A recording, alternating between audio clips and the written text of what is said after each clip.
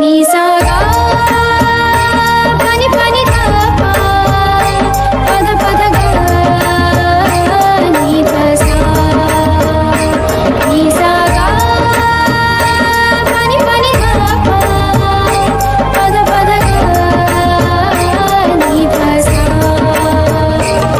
ही गाथा अस्तित्वाची शौर्याची पराक्रमाची ही गाथा अस्तित्वाची शौर्याची पराक्रमाची या मातीमधल्या कणाकणातील मौल्यवान रत्नांची या मातीमधल्या कणाकणातील मौल्यवान रत्नांची कर्तृत्व इथे गगनाला भिडे परिमोल जाणून ठेवू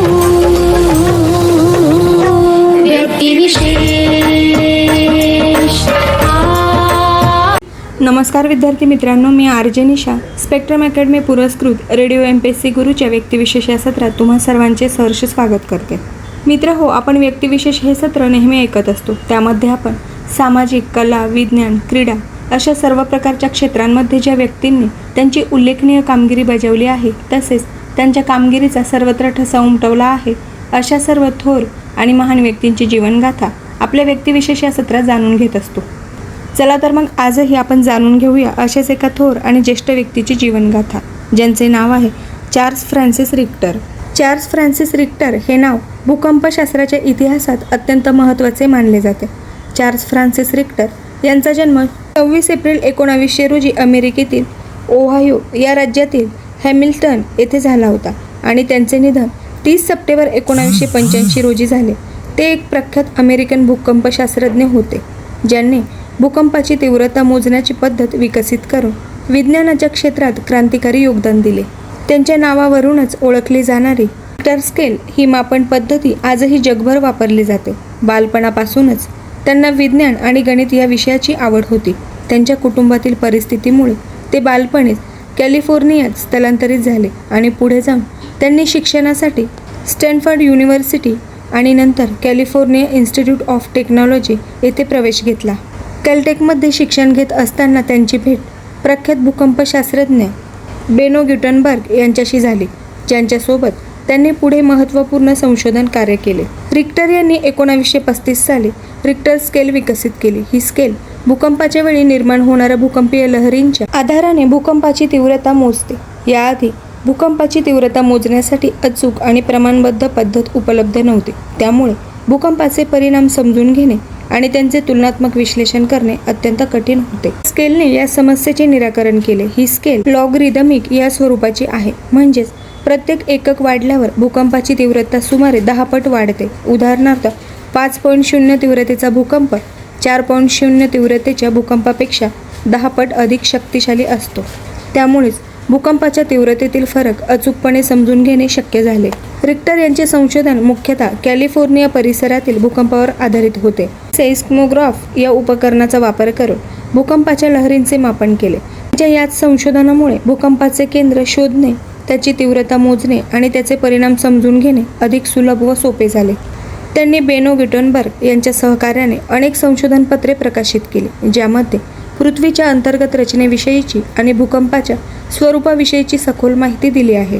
या दोघांच्या सहकार्यामुळेच भूकंपशास्त्र अधिक वैज्ञानिक आणि विश्वासार्ह बनते. रिक्टर स्केलचे महत्त्व केवळ वैज्ञानिक क्षेत्रापुरतेच मर्यादित नाही, तर समाजासाठीही ते अत्यंत उपयुक्त साधन आहे. भूकंपाची तीव्रता समजल्यामुळे आपत्ती व्यवस्थापन अधिक प्रभावीपणे करता येते. सरकार आणि आपत्कालीन यंत्रणा भूकंपाच्या या तीव्रतेनुसार बचाव कार्याची योजना आखू शकतात. उदाहरणार्थ 7.0 किंवा त्यापेक्षा जास्त तीव्रतेचा भूकंप अत्यंत विनाशकारी असू शकतो, तर 3.0 किंवा 4.0 तीव्रतेचा भूकंप सहसा फारसा नुकसान करत नाही. त्यामुळेच लोकांना भूकंपाबद्दल जागरूकता निर्माण करणे आणि त्यासाठी सज्ज ठेवणे, तयारी करणे शक्य झाले आहे. चार्ल्स रिक्टर यांनी केवळ संशोधनच केले नाही, तर त्यांनी शिक्षण क्षेत्रातही महत्त्वपूर्ण योगदान दिले. ते कॅलिफोर्निया इन्स्टिट्यूट ऑफ टेक्नॉलॉजी येथे प्राध्यापक म्हणून कार्यरत होते आणि त्यांनी अनेक विद्यार्थ्यांना भूकंपशास्त्राचे ज्ञान दिले. त्यांच्या शिकवण्याच्या पद्धतीमुळेच अनेक विद्यार्थी त्या क्षेत्राकडे आकर्षित झाले. त्यांनी एलिमेंटरी सेस्मॉलॉजी हे पुस्तक लिहिले, जे आजही भूकंपशास्त्रातील एक महत्त्वाचे संदर्भ ग्रंथ मानले जाते. या पुस्तकामध्ये त्यांनी भूकंपाचे तत्त्वज्ञान, त्याची कारणे आणि त्याचे परिणाम याचा सखोल अभ्यास मांडला आहे. रिक्टर यांचे व्यक्तिमत्व अत्यंत साधे आणि अभ्यासू होते. ते प्रसिद्धीपासून दूर राहणारे होते आणि त्यांनी आपले संपूर्ण आयुष्य संशोधन कार्य आणि शिक्षणासाठी समर्पित केले. त्यांना नैसर्गिक आपत्तीबद्दल विशेष रस होता आणि त्यांनी भूकंपाशिवाय ज्वालामुखी आणि पृथ्वीच्या रचनेविषयीचाही अभ्यास केला होता. त्यांच्या याच कार्यामुळे विज्ञानाच्या क्षेत्रात मोठी प्रगती झाली आणि आजही त्यांचा संशोधनाचा उपयोग विज्ञानात केला जातो. विज्ञानाच्या क्षेत्रात आजही त्यांचे नाव अजरामर आहे. आजच्या काळात जरी आधुनिक तंत्रज्ञानामुळे भूकंप मोजण्याच्या नवीन पद्धती विकसित झाल्या असल्या तरीही रिक्टर स्केल ही संकल्पना अजूनही मूलभूत आधार म्हणून वापरली जाते. आधुनिक मापन पद्धती जसे की मुव्हमेंट मॅग्निट्यूड स्केल म्हणजेच MW विकसित झाल्या आहेत, परंतु सामान्य लोकांमध्ये अजूनही रिक्टर स्केलच अधिक परिचित आहे. यावरूनच त्यांच्या कार्याचे महत्त्व आपल्या लक्षात येते. रिक्टर यांच्या योगदानामुळे जगभरातील वैज्ञानिकांना भूकंपाचे स्वरूप अधिक चांगल्या प्रकारे समजले. त्यांच्या या संशोधन कार्यामुळे भूकंपाच्या पूर्वतयारीसाठी आणि त्यानंतरच्या पुनर्वसनासाठी योग्य धोरणे तयार केली जातात. त्यामुळे लाखो लोकांचे जीवन वाचवणे शक्य झाले आहे. त्यांच्या कार्याचा प्रभाव केवळ त्यांच्या कार्यापुरताच मर्यादित न राहता आजही कायमस्वरूपी आहे. अंतिम असे म्हणता येईल की चार्ल्स फ्रान्सिस रिक्टर हे एक महान वैज्ञानिक होते ज्यांनी आपल्या संशोधनाद्वारे मानवजातीला मोठे योगदान दिले. त्यांनी विकसित केलेली रिक्टर स्केल ही पद्धती आजही भूकंप मोजण्यासाठी त्याचे परिणाम समजण्यासाठी अत्यंत उपयुक्त ठरते. त्यांच्या या कार्यामुळे भूकंपशास्त्र अधिक प्रगत झाले आहे आणि समाजाला नैसर्गिक आपत्तीचा सामना करण्यासाठी अधिक सक्षम बनवत आहे. त्यांच्या जीवनातून आपल्याला हे शिकायला मिळते की कठोर परिश्रम, जिज्ञासा आणि समर्पण यामुळे कोणत्याही क्षेत्रात अधिक यश मिळवता येते. तर विद्यार्थी मित्रांनो, आज दिनांक 26 एप्रिल आहे आणि आज चार्ल्स फ्रान्सिस रिक्टर यांचा जन्मदिन आहे. त्यानिमित्ताने आपण त्यांचे संपूर्ण जीवनकार्य व जीवनप्रवास नुकताच जाणून घेतला आहे आणि मला खात्री आहे की ही माहिती तुम्हा सर्वांना नक्कीच आवडली असेल.